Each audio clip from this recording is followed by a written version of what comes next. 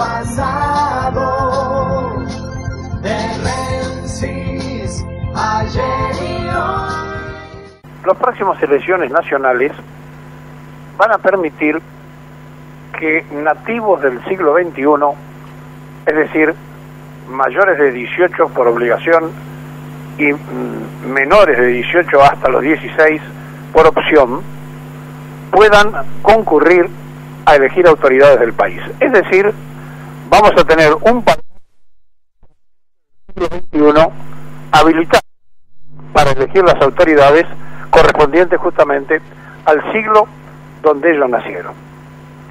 Por lo tanto, todo lo que nosotros planteamos y todas las cosas que analizamos requieren una proyección hacia el habitante del siglo XXI, que somos todos, pero también hacia el nativo del siglo XXI, que no tiene por qué conocer el pasado, y mucho menos en la tergiversación que ha habido de la historia argentina constante y permanente, y la falta de cultura general de quienes deben hacer trascender las cosas importantes de un país. Esto nos tiene que servir para enjuagar toda la vejez de algunas cosas que discutimos y darnos cuenta que más allá de lo que nosotros podamos decir está la forma distinta de educarse, de vestirse, de vivir, de pensar y de compartir que tienen los nativos del siglo XXI con relación a los nativos del siglo anterior. Dicho esto, las falencias del siglo XX, del XIX, para no ir tan lejos, y por supuesto del XXI, están dadas en las dos puntas, en los niños y en los adultos mayores. Claro, en el siglo XX, a mitad del siglo XX, la aparición del peronismo no solamente resolvió esos temas, sino que además los incluyó en la Constitución del 49, derecho a la ancianidad, derecho a la niñez. Y una de las cosas centrales y fundamentales fue que el Estado fue artífice de tres cosas esenciales que no se puede renunciar como Estado. Estados somos todos, gobiernos son aquellos que transitoriamente ejercen el poder del Estado, el Estado somos todos. ¿Y qué fue? La administración de la salud, la administración de la educación y la administración de la seguridad o la defensa nacional. Tres cosas que no solamente se resignaron en las postrimerías del siglo anterior, sino que además retomarlas cuestan horrores, porque está instalado en la dirigencia política cosas que ya habían sido superadas a mitad del siglo pasado. Y está instalada en la dirigencia social el reclamo de ayuda social, que fue la etapa previa a la justicia social que se realizó durante el peronismo, y como se perdieron los valores de la justicia social, otra vez se vuelve a mendigar ayuda social.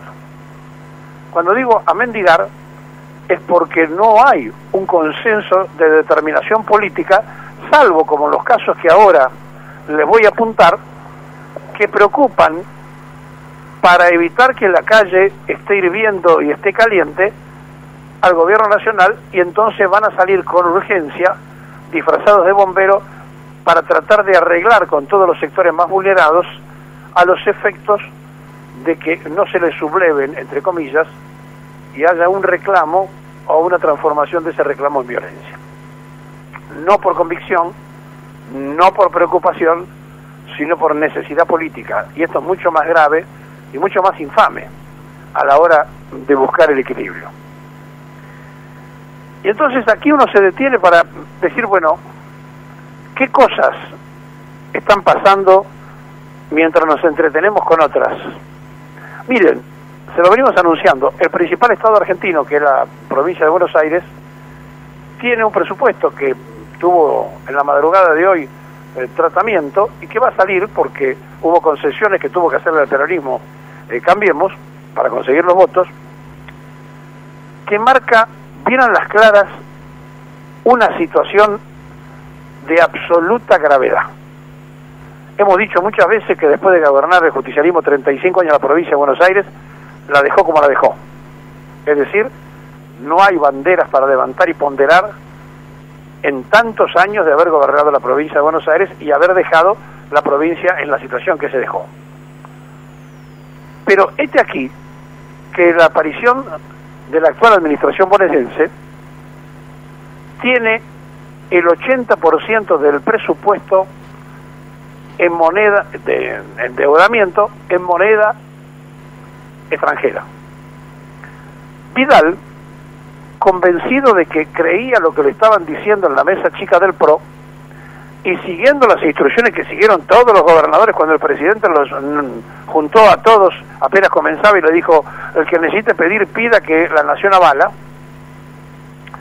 se endeudó en moneda extranjera, como hemos dicho muchas veces, y puso de garantía además al Banco de la Provincia. Por primera vez ocurre esto, y tiene este presupuesto que se va a aprobar 68.000 millones de pesos de endeudamiento, pero hay otras deudas paralelas que se presentan y que son muy graves.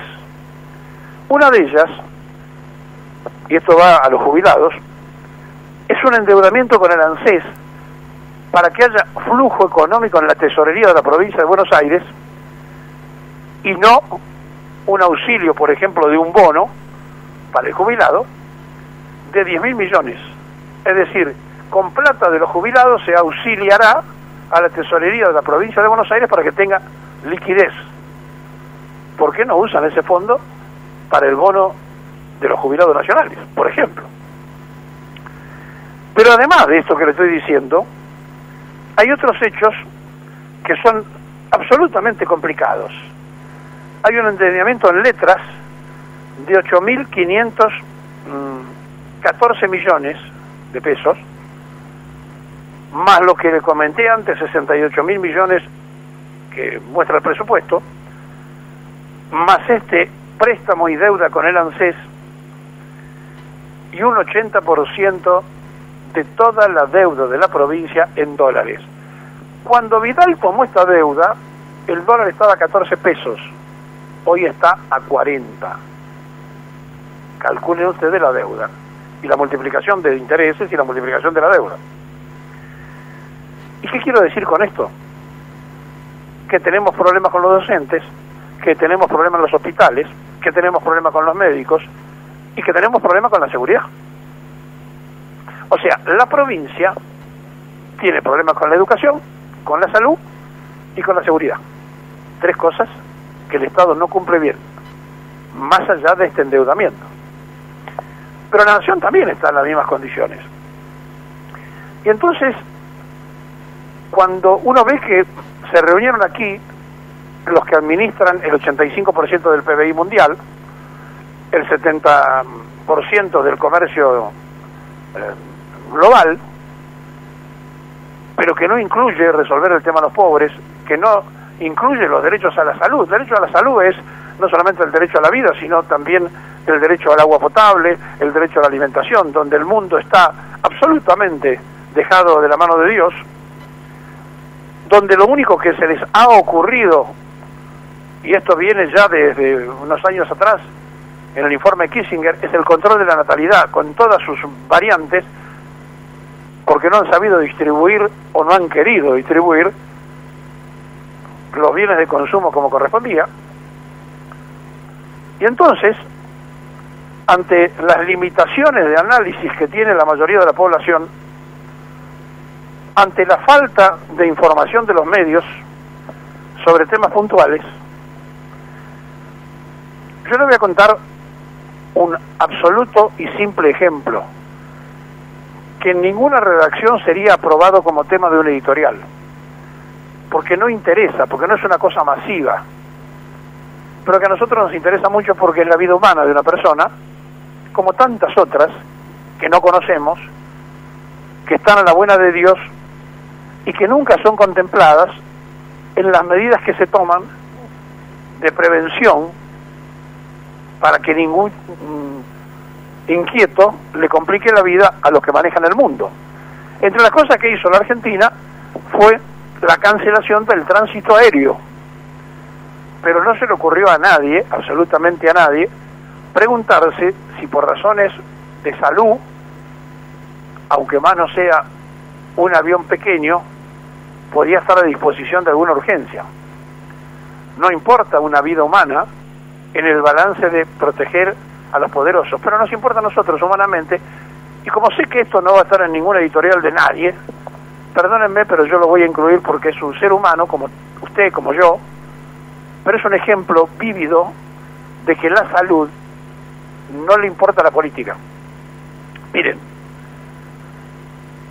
tiene 42 años, vive en Alvear, en Mendoza, es padre de 2 hijos, se hace diálisis desde los 24, hace 6 años que está esperando un trasplante de riñón, y el trasplante de riñón finalmente llegaba. El INCUCAI le dijo: encontramos un riñón compatible casi al 98.8% con esta persona de General Alvear en Mendoza, se lo mandamos el sábado.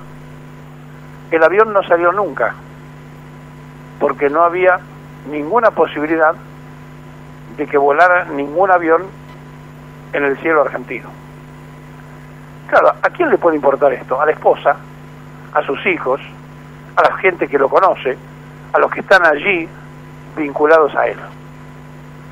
Este episodio es uno de los tantos que demuestra que a la política, los seres humanos, la incluyen en una planilla Excel. Por eso, en estas extraordinarias que tiene el Parlamento argentino, donde se va a debatir 40 cosas que le interesa al Poder Ejecutivo Nacional, no incluyen para nada resolverle el tema a los jubilados, aunque de la caja de los jubilados para tesorería de la provincia de Buenos Aires se disponga del fondo 10.000 millones, y no hay nada que incluya que resolvamos el tema de la salud, o que algún creativo de la democracia fraudulenta haya pensado alguna vez en una ambulancia aérea permanente para un país tan grande como el nuestro, y para resolver problemas como este y como tantos otros que ni siquiera nos enteramos. ¿Sabe una cosa? No es para una editorial, pero permítame que sea simplemente para un ser humano que está postrado esperando el milagro para no morirse de un riñón compatible, porque la diálisis, el cambio de sangre permanente, ya no da para más, y es necesario, imprescindible, el trasplante. Claro, tiene nombre y apellido, por supuesto, está ubicado, se sabe quién es, pero ¿a quién le interesa? ¿A quién le importa? Bueno, a nosotros nos importa. Y nos importa también Natalia Tobio, que es la esposa de Eduardo Salice, este mendocino que no pudo ser trasplantado y que el riñón que mandaba el INCUCAI se echó a perder porque, por seguridad de Trump, de Xi Jinping, por seguridad del italiano, del francés, del sudafricano, por seguridad de todos los que vinieron, ¿a quién le importa que se muera un mendocino?